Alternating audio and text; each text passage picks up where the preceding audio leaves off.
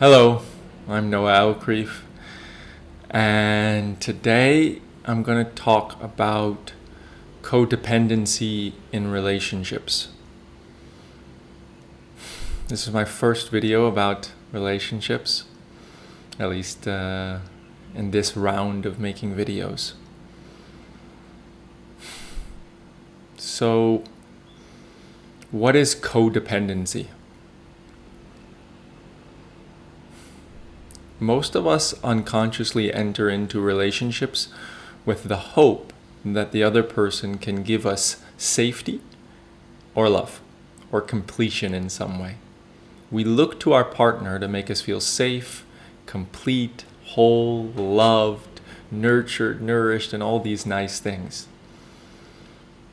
And while that's normal to look for our partner to give us these feelings, it is not healthy and it ultimately won't work. So what do I mean by that? If you've been in a relationship, you know how beautiful it feels when your partner says, I love you, when they touch you lovingly, when they're there for you when you need them. And all of that is really beautiful. You get these moments of safety, of feeling loved, of feeling okay. And there's nothing inherently wrong with that. But if you've been in a relationship, the question is what's on the other side of those feelings? Like, let's zoom in with a microscope and see what's really going on. So when our partner is there for us, when we're emotional or we're having a problem and they're there for us, there's different ways that we can receive that. If they're there for us and we feel safe and we feel taken care of and we feel supported, that's really, really nice.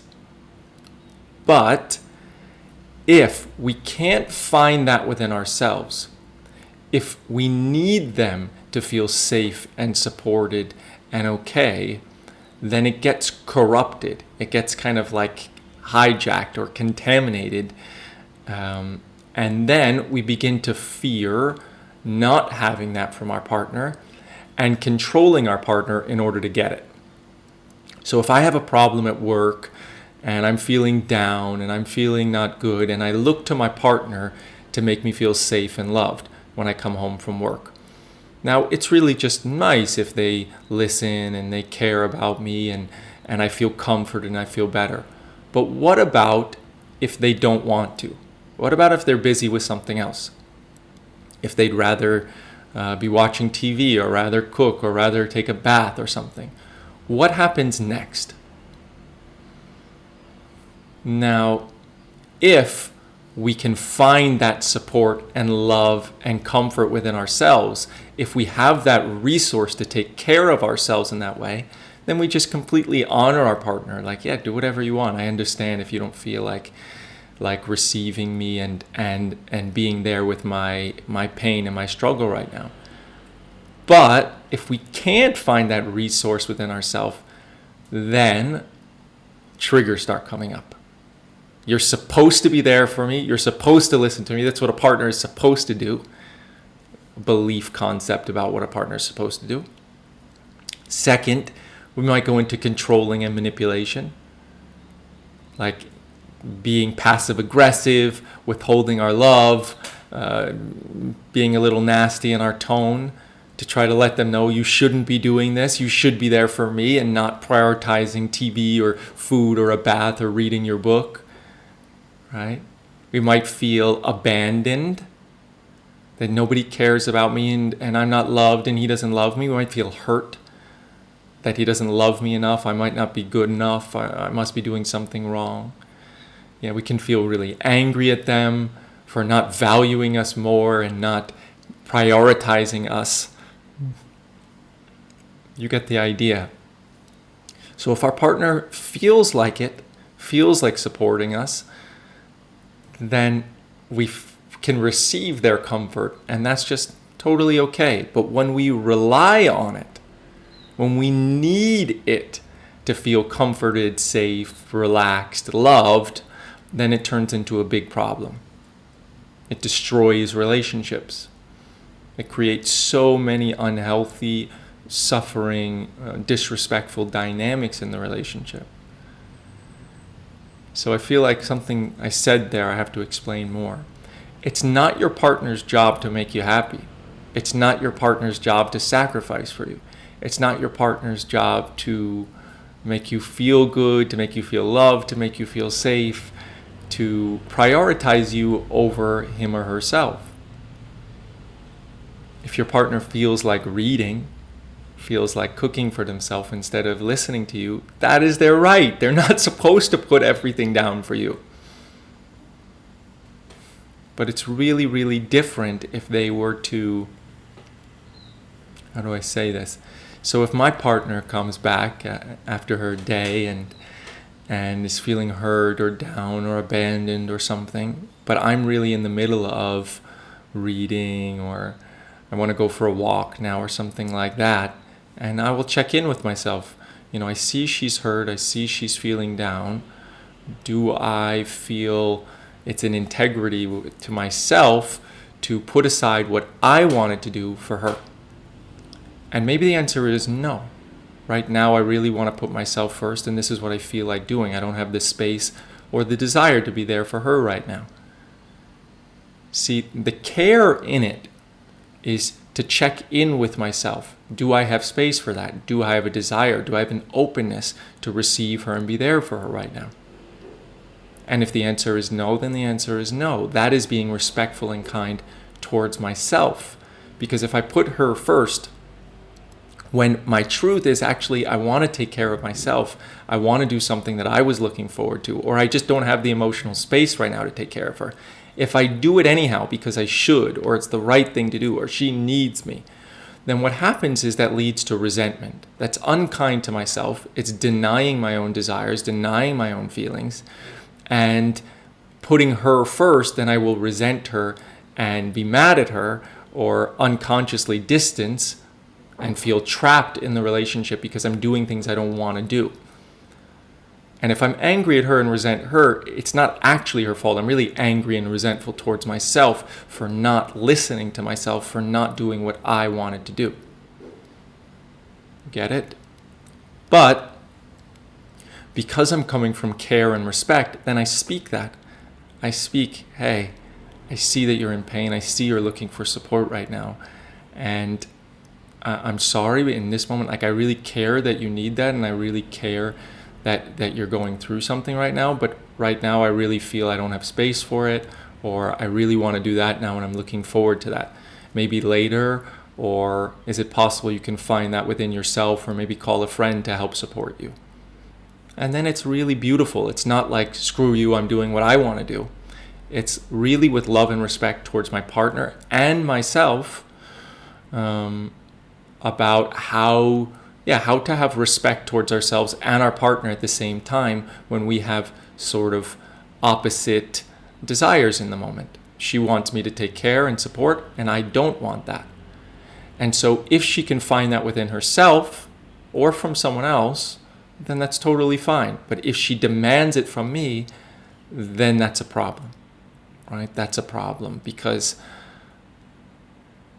I'm not a slave, right? I'm not meant to do what somebody else wants me to do over what I want to do.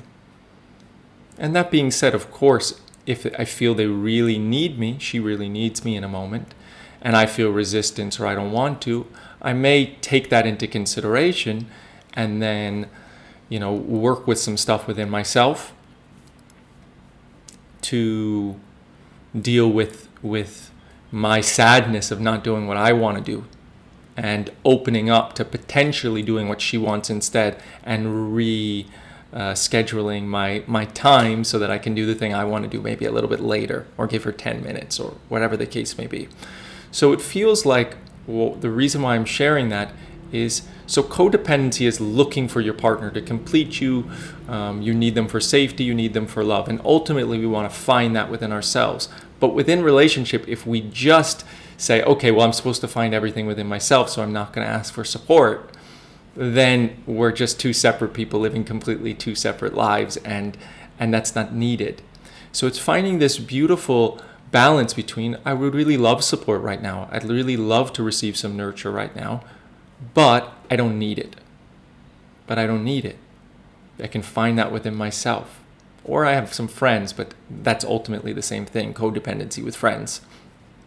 And then on the other side, if our partner is looking for support, I know I'm not needed and I don't have to do anything for her. And at the same time, I want to maybe sometimes because I love her and I care about her and I respect her feelings. You understand?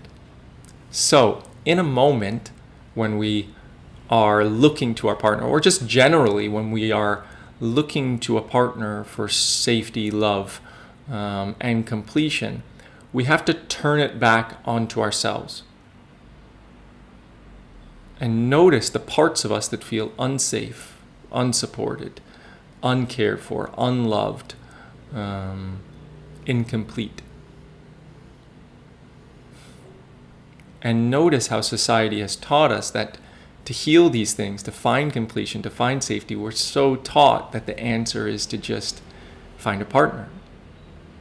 And in some way, our experiences seem to validate that because we get moments of it in relationship, moments of it with a partner. Like when they love us, we feel loved. Yay, I'm okay. And when they hug us and hold us, we feel I'm safe. I can finally relax. And so it's sort of natural in a way for us to unconsciously conclude that if we get more of that, then we can just always feel safe, always feel loved.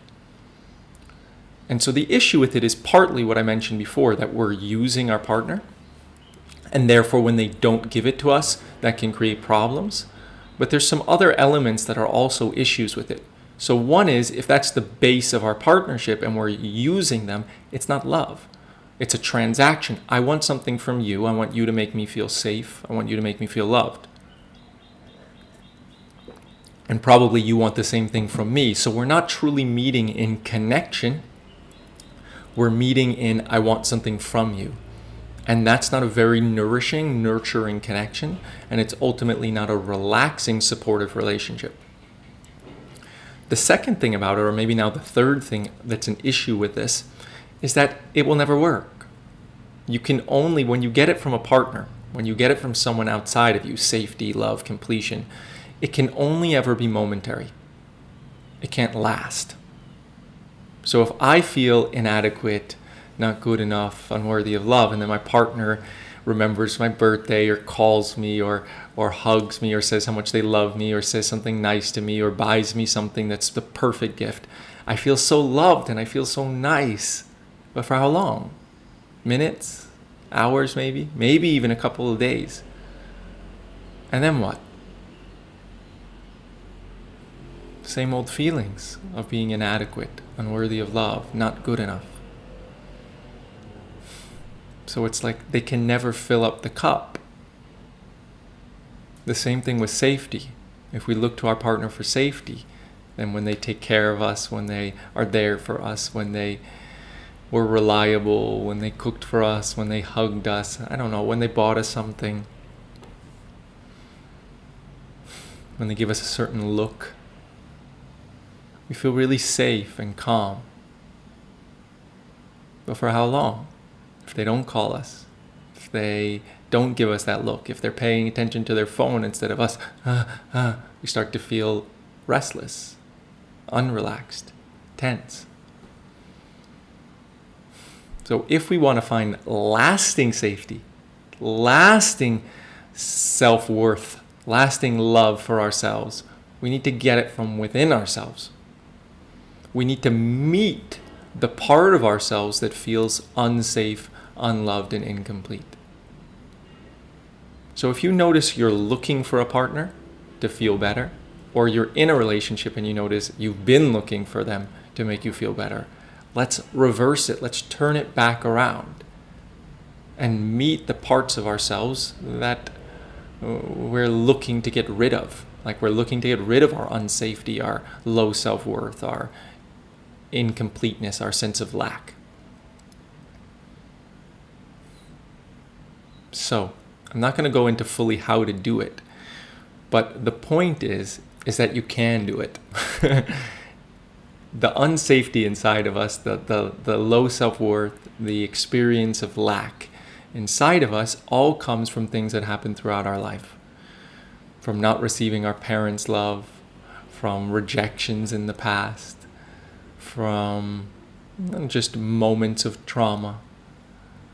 And we are not meant to heal these things through other people loving us. We're meant to heal this within ourselves, that when we feel unsafe, when we feel unloved, how can I heal this? How can I give myself the love that I'm looking for? How can I give myself the safety that I'm looking for? How can I heal the unsafety? How can I heal the low self-worth? How can I disbelieve the belief that I have that I'm not good enough? How can I let go of this experience that something's missing from my life and disbelieve the idea that something about my life is not enough? And I'll go into this in future videos, and I also do it obviously in sessions and workshops. But it feels really important to share it, as I just had a session and it came up, and yeah, it's just so many of us just are unknowingly looking to our partner for completion and just thinking that's normal and that's how it's supposed to be. But we're really supposed to find safety, love, and completion within ourselves, and then our partner is like a beautiful addition, a beautiful luxury in a sense that we can enjoy love, connection, play, intimacy, and all of the things, but without needing it, without using them for it, but actually just, what do you want right now and what do I want right now? And if they're aligned, that we both want to spend time in the same way and in the same energy and in the same style and dynamic, then we do that. And when one doesn't, totally cool, no problem. You have no responsibility here, no should here. We're both completely free people doing what we feel like doing, in respect, in care for ourselves and the other. Yeah.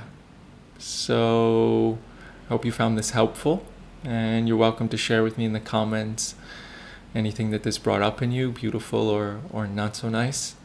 And if you found it helpful, I welcome you to share it or subscribe as well. Bye.